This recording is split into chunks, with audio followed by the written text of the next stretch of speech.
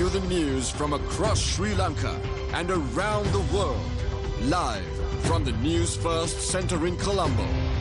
Good evening and welcome to the news at 10.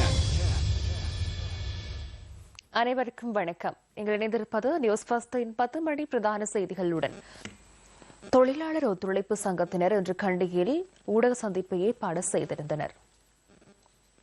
பல தொழிற்சங்க அரசியல் கட்சிகள் இன்று பாதையில் இறங்கி இருக்கின்றார்கள்.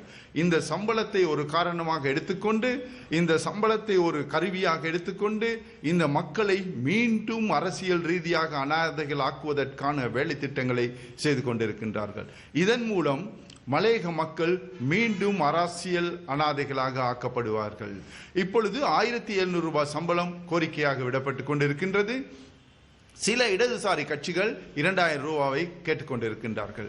எது எவ்வாறு இருப்பினும் தோட்ட தொழிலாளர்களுக்கும் 2000 ரூபாவது சம்பளம் கிடைக்க வேண்டும் என்று நாங்கள் கோரிக்கை விடுகின்றோம். அதற்கு அடிப்படை காரணம், இந்த நாட்டிலே கடந்த 2022ஆம் ஆண்டு ஏற்பட்ட பொருளாதார பாதிப்பு மிகப்பெரிய பாதிப்பை கொண்டு வந்திருக்கின்றது.